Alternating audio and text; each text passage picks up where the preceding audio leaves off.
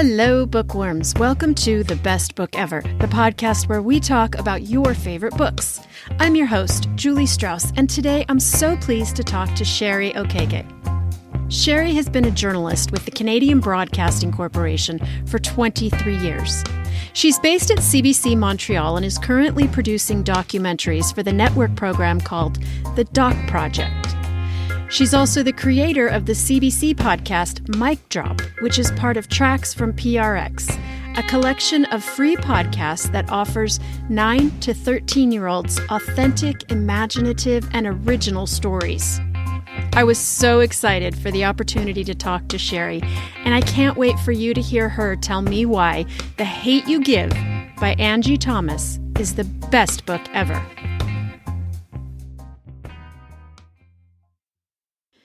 If you're looking for a way to help support this podcast that is free and takes up very little of your time, why not leave a review on whatever podcatcher you use? Through some sort of magical algorithm system that I don't fully understand, if a podcast has reviews, it's suggested to new listeners more often. So do it right now. Just scroll down on your phone and hit the Leave a Review button. It'll take just a few seconds of your time, and it really helps me out. I'm super grateful for your support. Now, back to the show. Hi, Shari. Welcome to the Best Book Ever podcast. Hi, thank you for inviting me. I was wondering if we could start by you telling me about the work that you do, because I think your work is so fascinating. Sure. Well, I work in radio. So I work at the Canadian Broadcasting Corporation, CBC Radio in Montreal. And so that's public radio. And I do a lot of features normally on the local show, I do a lot of features going into different communities and telling all kinds of stories, trying to bring fresh voices all the time. And most recently, I've been working mostly on my podcast. I co-produce a podcast called Mic Drop from CBC, and that's all focused on teens and preteens. And it's individual stories. Each episode is one teen or preteen sharing a personal story, an adventure, a challenge they faced and were able to overcome. And it's only from their perspective. So you only hear their voice. If there's someone else in the episode, it's because the teen or the preteen wanted to include that person. No adult perspective. So you might hear an adult from time to time, but only invited by the teen because it's someone important to them, someone important to their life and to their story. But otherwise, it's purely their perspective on a whole bunch of different things. And I'm also working on a documentary program with the network called The Doc Project. And I'll be with them for the next few months. And I'm absolutely loving that because they invited me to come work with them for a while. And they said, we want you to play to your strengths. So if you want to do stories about teens, go for it. And so that's what I'm doing. I have another documentary coming focused on the experiences of a 16-year-old boy and how he has really overcome the pain of racism, I would say. He was really suffering and really depressed when he was in the final years of elementary school based on an accumulation of different, very difficult experiences. But he's gone from a place of literally wishing he was white, as he told me, to now being very proud and very comfortable in his own skin, very proud to be Black and very, very enthusiastic about seeking out information. He's really educating himself and looking for books. He's really into books about Black history. He's learning a lot about Black history in the US and in Canada. And he's even teaching a former teacher of his. What I want to ask you as a mom and as a service to all parents of teenagers, how do you get teens to talk to you like that? That's an incredible skill and a gift. And what would you say is the trick of getting that kid to open up to you like that and to be so raw and honest? It's going to sound simpler than it is. It sounds so simple, but really I think it's just about listening from as open a perspective as possible. So I'll just go back to the podcast, Mic Drop from CBC, and it's on Tracks from PRX. with that podcast, right from the beginning, so right from the outset, we said, this is about you. This is about your stories. So we're not setting the agenda. We're not saying we're going to talk about drugs this week. Who wants to talk about drugs? We're going to talk about bullying this week. Who wants to talk about bullying? We put it wide open. We said, we want to hear from you. We want to hear from teens. And what do you want to talk about? And this is going to be from your perspective. So that from the outset, that generated a lot of enthusiasm, a lot of excitement. We were flooded with responses from different teens who had something to say, And so what we did was then we chose our topics based on what they came forward with. We did make sure we had a mix and we didn't have everyone talking about the same thing, but it was really led by them. Mm-hmm. And I have to say, as a mother, I don't actually talk about being a mother when I'm interviewing any of these teens. I don't want them to be connecting me to the authority figures in their life. I'm just there to listen. It's all about them. And I just really listen, and I don't judge them or challenge them on what they're experiencing, because I just want to hear what is their perspective. Very different from dealing with my own teens at home. Whereas, my perspective really weighs in. I think it's just about trying to meet them where they are and just trying to listen. That's very challenging for parents. I can say for myself, I'm the same person doing this. It's very different when I'm with my girls. I try my best, but I do have a different role. I just try to speak to them with respect. I just don't try to talk to them. I don't try to be cool. This is another big thing. I don't even go there. I don't try to use any of their slang that they're using. I'm not trying to score any points. I'm just very kind of matter of fact in doing my job. And I think that helps a lot too, because they can tell if you're trying. They can tell if you're trying too hard, and that doesn't go well at all.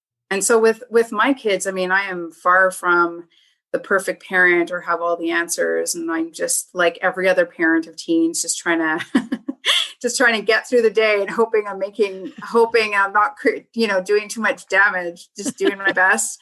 And, but I'll say to my kids, I don't know the answer.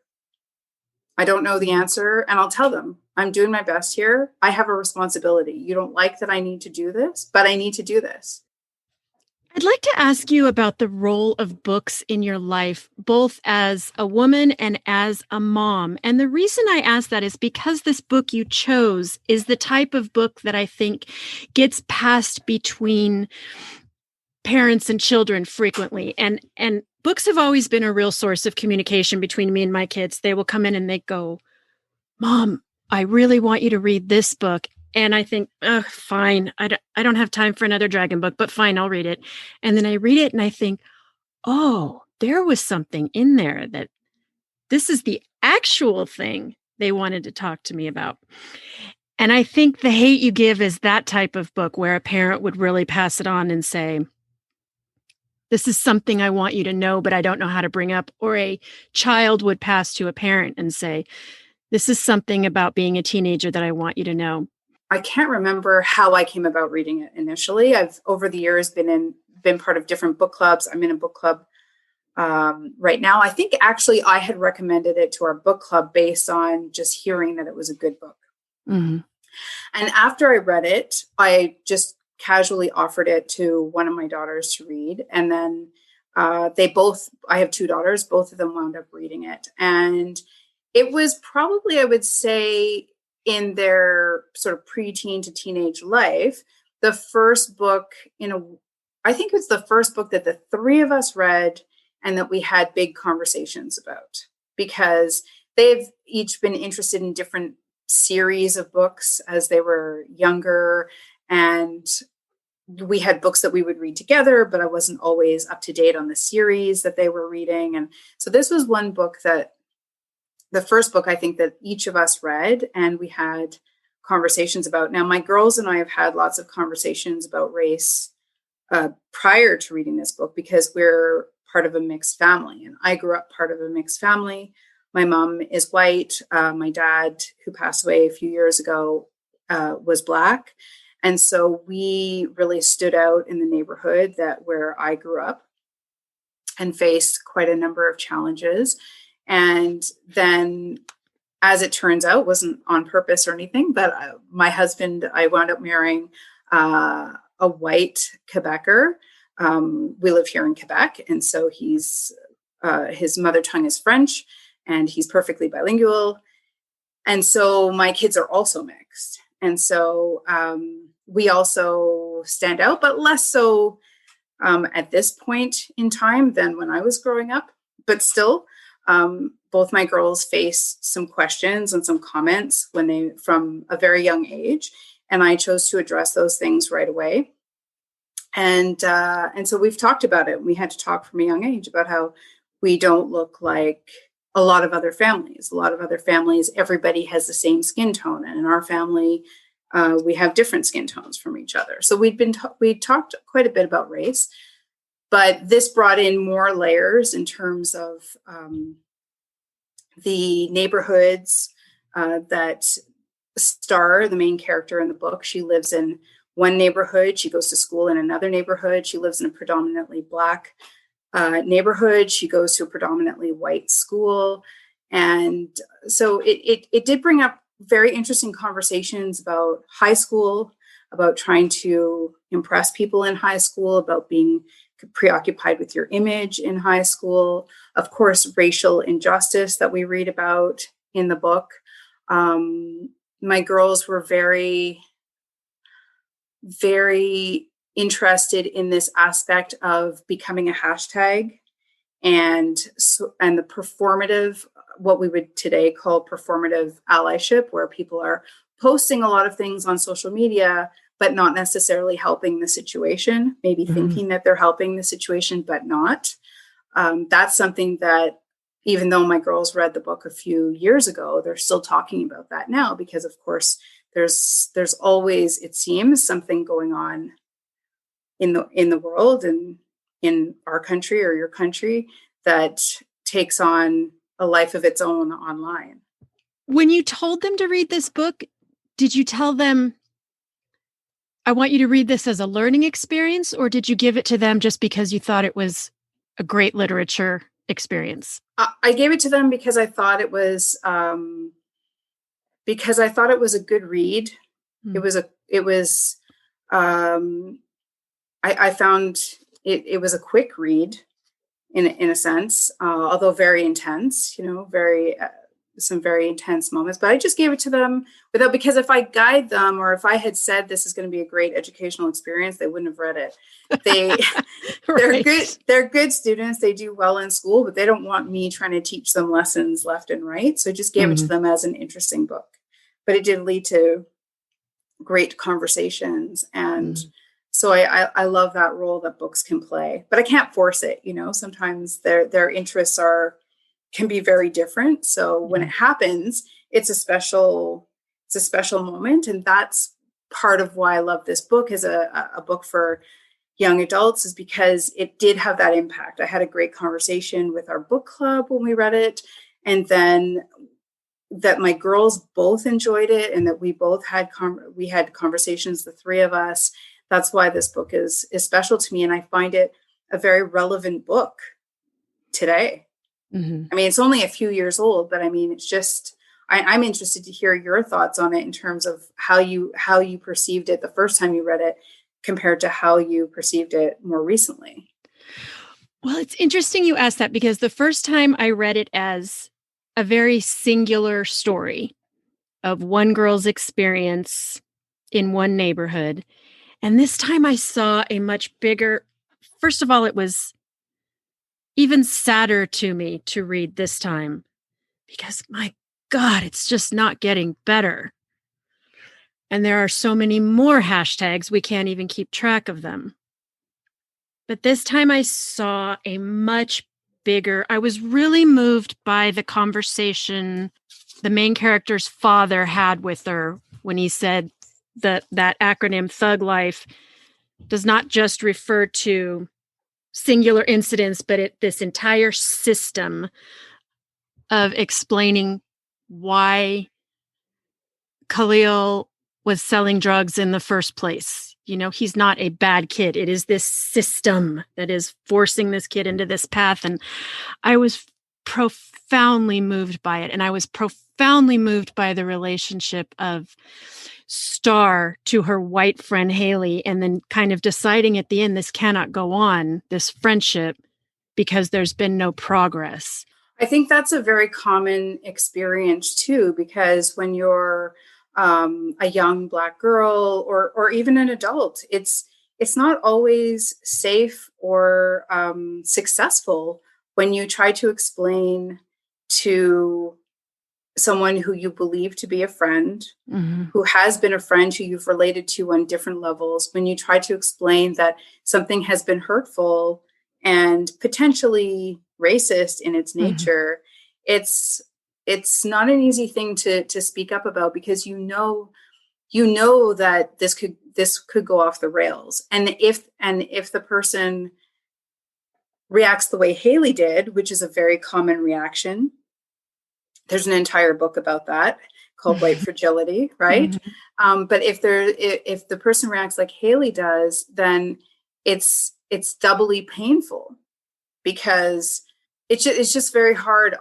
I even struggle to wrap my head around how people can react sometimes to being called out on something that was hurtful in a way that suggests that if you dare mention that they hurt you, that is somehow more offensive than whatever they did to initially hurt you. Yeah. Just mentioning that this is painful and here's why is somehow a greater misstep than the original situation. So your feelings that started this conversation don't really matter. What matters now are my feelings that you're suggesting I'm wrong or that I did something wrong. Yeah. So that's it's just a very common experience, and it's why those topics are so often avoided. Right? Yeah, that's what I jotted down in my notes is that Haley's concern over being called racist was bigger than her concern about racism as a system. And the pain that she caused in the comments that she had made. But it's a very common reaction. And she's a teenager. A lot of adults have a similar reaction. And so it is heartbreaking, because toward the end, she does say that she's sorry, but it's too late. And I think when you're reading from Star's perspective, you understand why it's too late. And also Haley apologized, but she still didn't own what she had done. Right. So she basically said, I'm sorry that you're upset.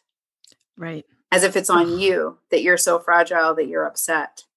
And that's a real struggle. And again, what I love about this book is, yes, there's a lot of detail about racial injustice and racism in there. But ultimately, the way I see this book is it's a 16-year-old finding her voice.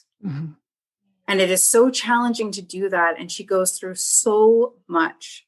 So trauma, she goes through trauma that most of us can't imagine. I mean, I have not seen the things that she has seen, this fictional character has seen. So she goes through all this trauma, but by the end, she finds her voice. And it's hard and it's scary, but she's able to speak publicly to these big issues. And she's also able to speak privately with that friend or former friend, Haley. So I thought that was really empowering, in that I would hope that teens who would read it would see that she has gone through all of this and she's become stronger. It didn't break her in the end. It didn't break her what she's been through. And I find that those stories are really important, because I keep coming back to this teenager that I've so recently been interviewing, but he said to me, the reason he was willing to share his story is because he wished that when he was at his lowest point, that somebody had said to him, I've been there and you're going to be okay. Wow. And maybe, but who knows, maybe somebody did say that to him and he just didn't happen to hear it at the time. I don't know.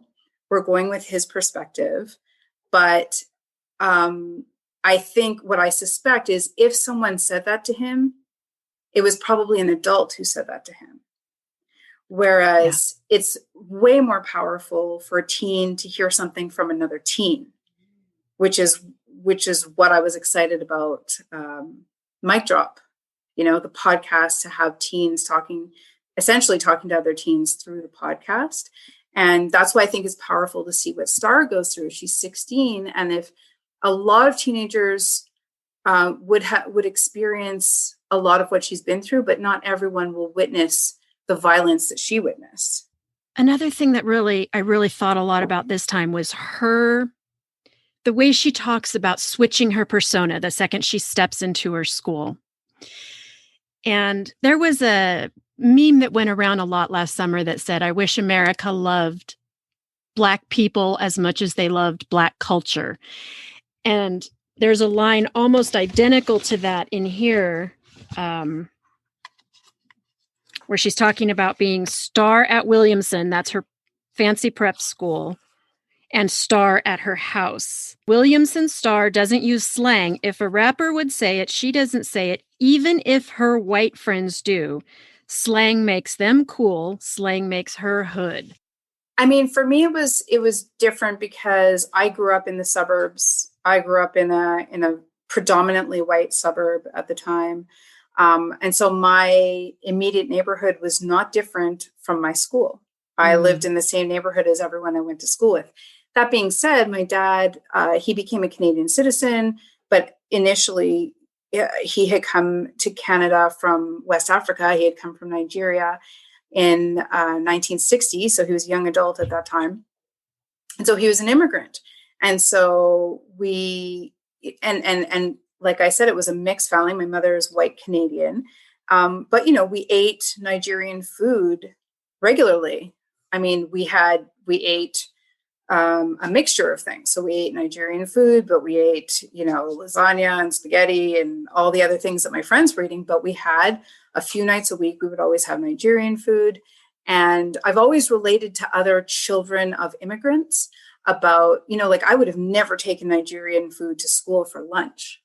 Ever. Mm-hmm. So there is sort of, you would just make sure to be as Canadian as possible when you were at school. And I am Canadian. I mean, I'm born here and I'm absolutely Canadian, but there is a sort of, how could I put it?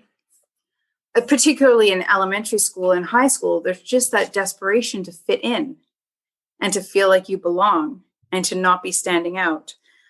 So, I would have never worn any sort of traditional Nigerian dress, even though I would have one at home for other things. Like those things would be hidden, or I wouldn't want friends to come over if we were cooking Nigerian food because it would smell different and that sort of thing. And there were sort of the rules at our house seemed different from the rules at my friends' houses. They were stricter. It was always stricter. Stricter rules at our house. So there was that difference.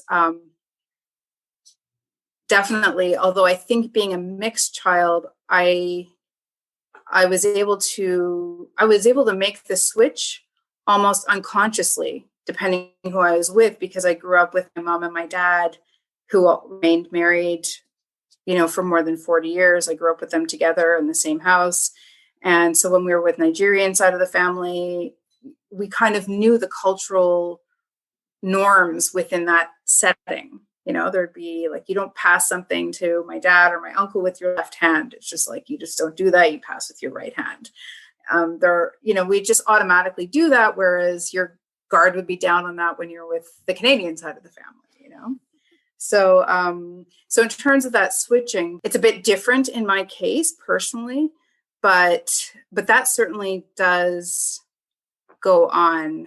There are probably, it's probably the same as any cultural group. There would be things that are that people are more comfortable to say than they might otherwise be. Just the way that Star was concerned about how she would appear, how she would come across. She'd come across as an angry Black girl. I remember that line. And that's something that, many Black women face that challenge of feeling the need to speak up and deciding, am I going to seem like an angry Black woman in this situation? Is someone going to treat me that way?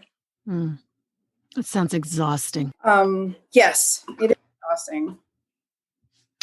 Do you read a lot of YA? Or I believe this is categorized as YA. Yeah, it's categorized as YA. I think I was reading more YA a few years ago when I first read this book. Not as much recently. So what kind of books are normally on your bookshelf? What's your preferred genre? Well, right now I have a very tall pile of nonfiction. Really? Nonfiction books that I mean to get to, but I'm very grateful that I'm part of a book club, which introduces me to books that I might not have otherwise picked up. So we just finished reading Squeeze Me by Carl Hyacin. I'm not sure how to pronounce it, but have you heard of that book? I've heard of him. I don't know that book. What's it about? I guess I don't know if you'd call it satire, but it takes place in Palm Beach, and there's a president and a first lady who are throwing balls, and there are supporters of theirs, and there's a mystery, you could say, that comes about. But it's very cheeky. It's very cheeky, and there's a lot of it's fiction, but it sounds very familiar to the times that we're in. There's this president is facing re-election, and I'll leave it at that. Did your book club like it? My book club mostly liked it. How are you doing book clubs in pandemic season? We meet on Zoom. So the meetings are shorter than they otherwise would be because no one can really handle it for more than an hour. But Right. But it's still fun. It's nice to connect and toss around some titles. And I'm really excited for the next. So we're alternating between fiction and nonfiction. Oh, okay. So our next book is about the man behind WeWork. I didn't know there was already a book about that guy. Yeah, there's a book about him. And then the other one that I'm super excited about is Girl, Woman, Other by Bernardine Evaristo. And she tied with Margaret Atwood for the Booker Prize in 2019. And so I've just heard great things about this book. And I can't wait to dive into that. So that's next on my list. And I do want to ask, what did your book club think of The Hate You Give? So it was quite a while back, but I think if I recall correctly, that they did appreciate it. I mean, of course, there's always some readers who would prefer not to read YA, but overall, it was a perspective that was new to them because I'm the only Black person in the book club. So I have tried to bring in, we all contribute to the suggestions. So I tend to suggest authors who are Black or women of color. That's what I try to do when I contribute to the book list. And so I recall that they did appreciate it as a different point of view. That's interesting that the objection was to the age and not to the racial themes. So I guess that's somewhat promising. Yeah. Definitely no big blowout arguments on it. Shari, I can't tell you how interesting this has been talking to you. Will you tell our listeners where they can find you and your work online? Sure. Well, you can find Mic Drop at Trax, TRAX.fm/MIC-DROP. And so that's the Trax network from PRX, where Mic Drop is featured. And we're really proud to be one of many podcasts for 9 to 13-year-olds. So I hope that your listeners check that out. There's fiction, there's nonfiction, there's a whole universe of podcasts there for young people. And also my most recent work, the documentaries that I'm working on are with the Doc Project. at CBC. So you could just Google the DOC project, DOC, D-O-C project, and CBC Radio, and you'll find us and all our work there. Fantastic. Thank you so much for being with me today. Thank you for inviting me. It's been fun. Thanks for listening, bookworms. For more information on this episode and links to all the books we discussed, please go to our website, bestbookeverpodcast.com, or follow the podcast on Instagram at bestbookeverpodcast. I'm your host, Julie Strauss, and you can find me everywhere as Julie Wrote a Book. Remember, when you're doing your book shopping, please help support indie bookstores and this podcast by using my affiliate link at bookshop.com/bestbookever. Thank you for joining me today, and I will see you at the library.